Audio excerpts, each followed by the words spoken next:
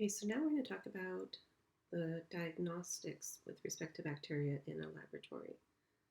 And first, we'll talk about just basic bacteriologic methods.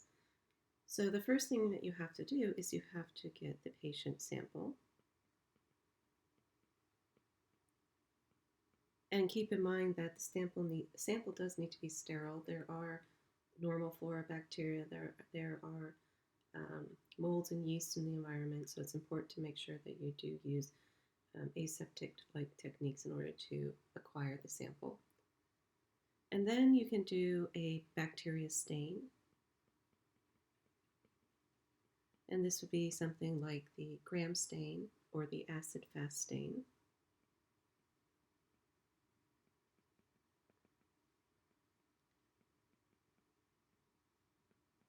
And so a gram stain will give you some general ideas of whether you have a bacteria or you have a yeast or a mold. The gram stain will tell you if the bacteria is gram positive or gram negative. It will also tell you if it is cocci or bacillus or spirochete or some other shape.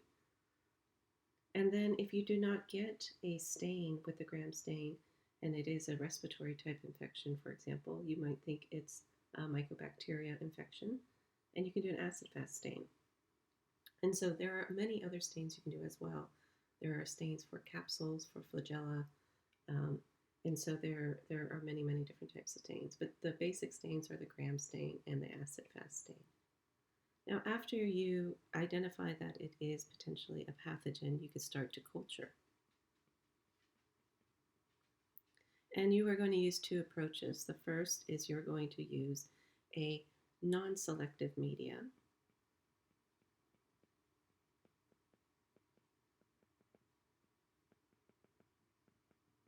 And this can be something like a blood agar.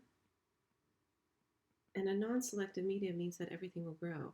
On a blood agar, you will get yeast growing. You will get all bacteria growing. It does not inhibit the growth of bacteria.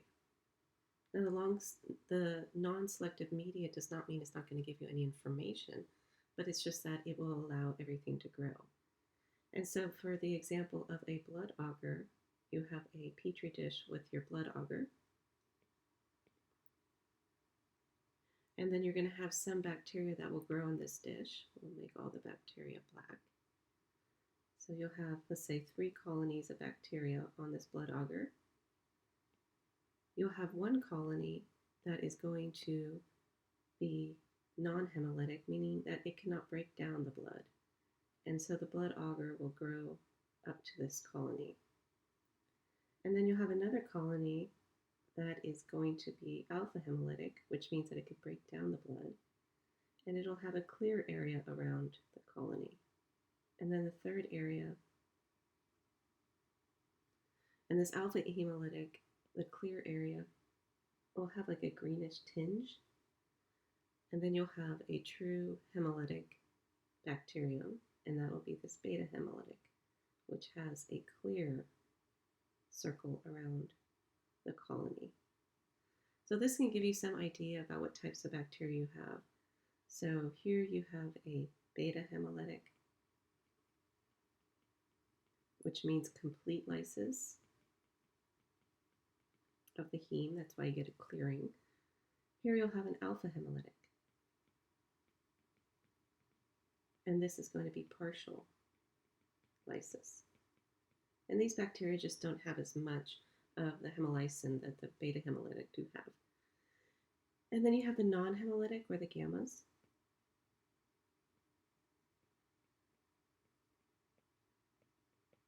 And they don't have any ability to break down the blood, the heme. And so they just look like they just grow on the actual agar plate. Now the second type of agar you would use is going to be a selective.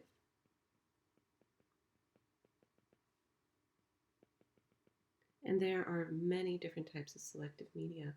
One of the more common infections is going to be a staph infection.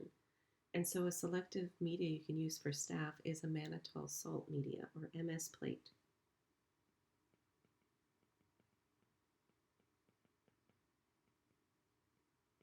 And mannitol salt has a mannitol, and it also has high salt. Staph loves salt. That's why it lives on your skin. And so it's able to grow in a high salt condition. And then mannitol is a particular substrate that only Staph aureus can break down. Other staph cannot. So it's an easy way to say whether or not the wound, for example, has a staph infection, and then whether or not it is a more virulent Staph aureus. So a mannitol salt plate would look like, again, you have bacteria. So bacteria growing would be staph. And then I'm just going to color half of this plate pink. And I'm going to color the other half of this plate yellow. And so the normal color of this dye is going to be pink. So the bacteria growing on the pink side are going to be non-aureus. And then the ones growing on the yellow are staph. And these are mannitol positive. So these are mannitol negative. So basically, these selective meters are able to fine-tune what type of potential bacteria is causing the infection. The fourth thing you can do is you can do nucleic acid or other tests. You can do coagulase, catalase test. You can do antibiotic susceptibility or sensitivity.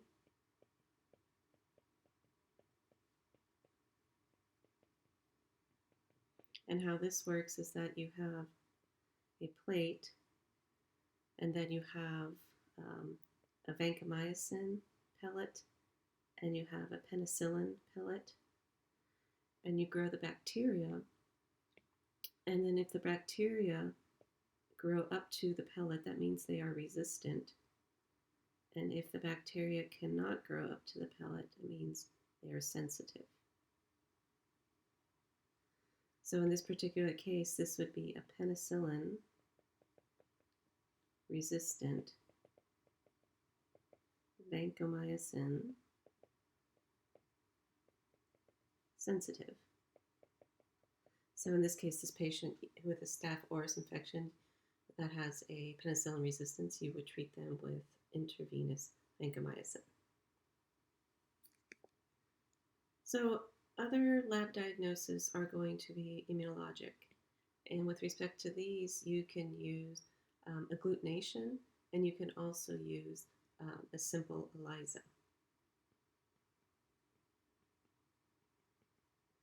And agglutination is basically, can the antibodies clump red blood cells? And so for this, you will collect serum, and which is the liquid portion of your blood, and you would mix the serum with your pathogen, and then you would add red blood cells. And then measurement would be clumping of the red blood cells.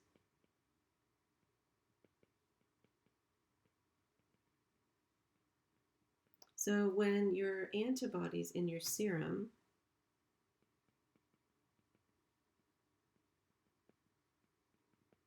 bind to the pathogen, they form immune complexes. And then when you add the red blood cells, these immune complexes sort of bind to things. They get kind of sticky and they bind. So they bind to the red blood cells and they all clump together. So you can actually visually see this with your naked eye, the clumping. Another approach for antibodies, which is used extensively in the clinical lab, are ELISAs, which is enzyme-linked immune absorbent assay.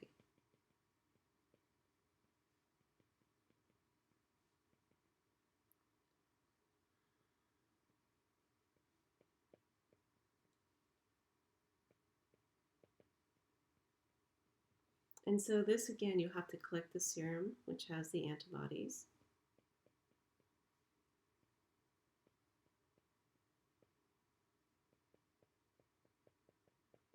And then you mix the serum with the pathogen or antigen.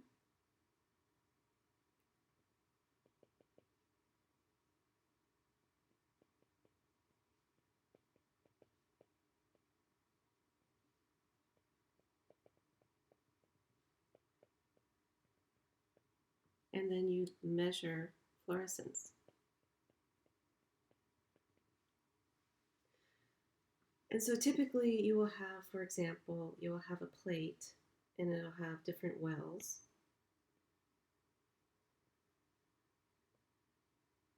And in the wells will be coated with some pathogen. Let's say this little green pathogen here on all the wells.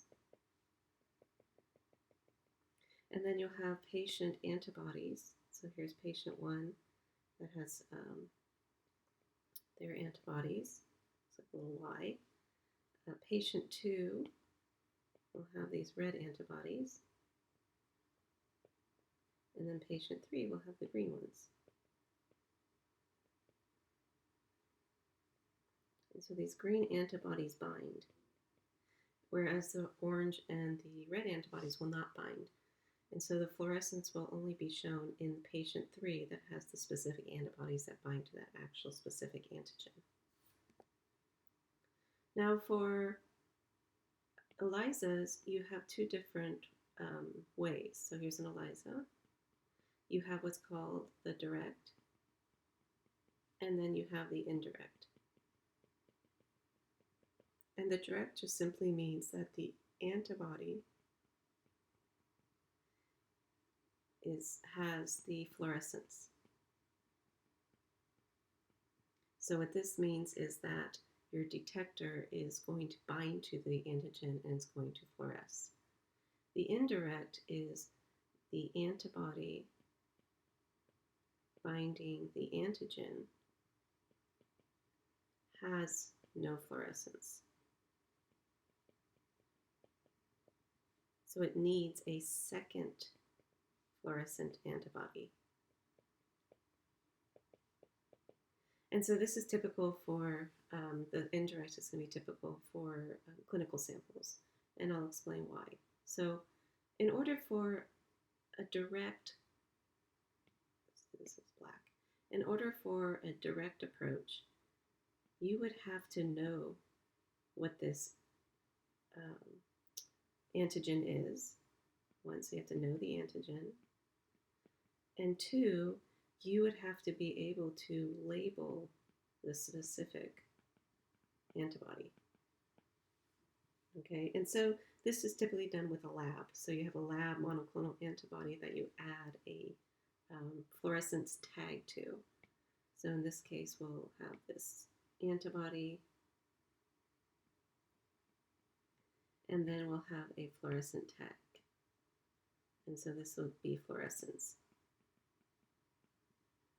Now in the second case is where you have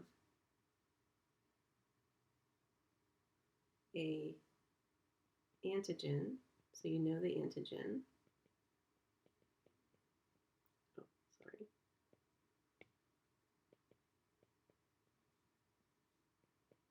And in the second case, you have patient serum. And the patient serum is made up of a lot of antibodies, and so they're not labeled. So in this case, you would have the patient serum binds, but it is not, it has no fluorescence. So what you have to do with this is you have to add a fluorescence antibody.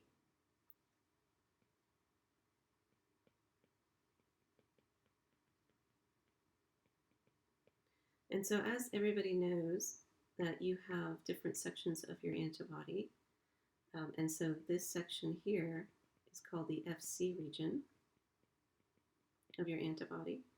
And so what you can do is you can take the FC region of your antibody, so you can take human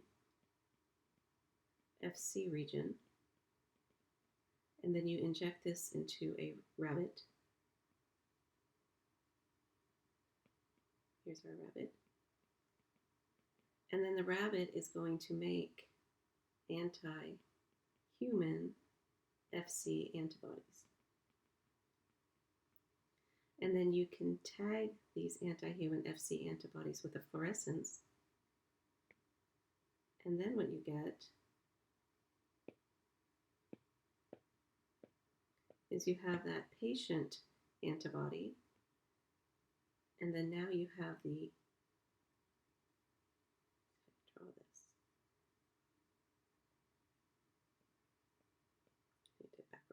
So, anyways, you have the rabbit anti-human antibody binding to the Fc region that has the fluorescent tag. So the antibody in the direct with the fluorescent tag is binding directly to the antigen. The antibody with the fluorescence tag in the indirect is not binding directly to the antigen. So that's sort of how you can tell the difference between the two. Next up is we have our molecular diagnosis, and this is going to be PCR, basically, polymerase chain reaction.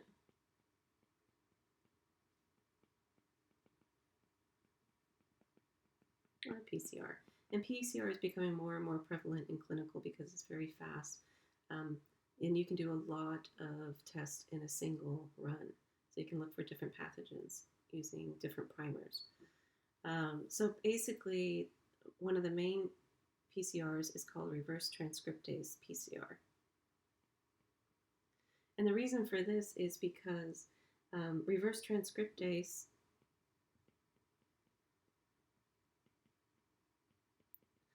is an enzyme that can take RNA to DNA. And RNA is unstable and DNA is stable. And so when you're looking for pathogens, a lot of times you will pull out nucleic acids and there'll be RNA. And so if you were to put RNA into a PCR-like reaction, it would simply break apart. So the first step is to convert that RNA into DNA, and you do this by RT-PCR. And RT-PCR is going to create what we call cDNA. And cDNA, C equals a clone. So you can think of it as a clone of RNA. So it's not a true DNA molecule coming from the actual pathogen. It's really their RNA converted to DNA, and so we call it a clone of the RNA as a cDNA. And so basically you can take these cDNA and you can do many different primers, and then you amplify the pathogen-specific messages.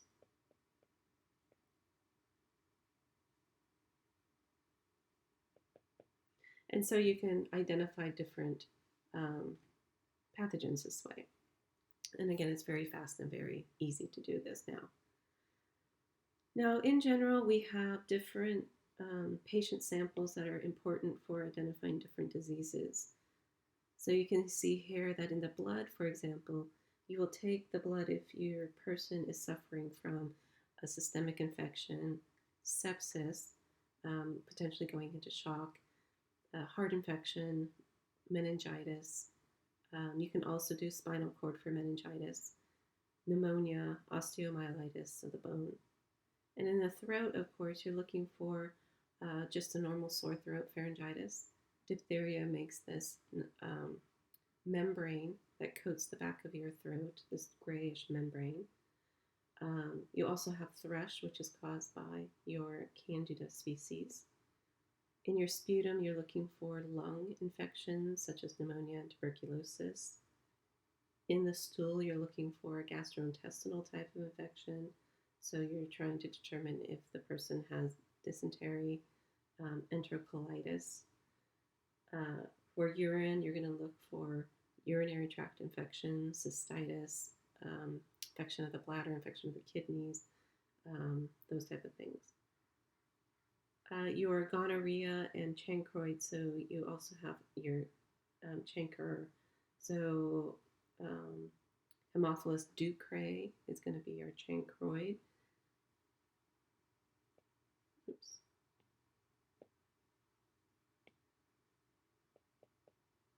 And so Haemophilus ducreyi is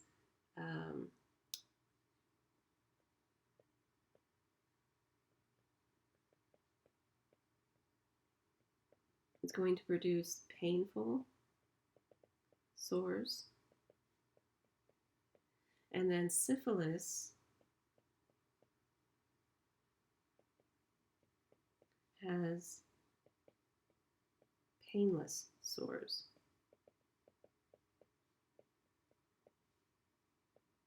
So Ducray is going to be the culprit for making painful genitalia sores, whereas syphilis is going to be painless.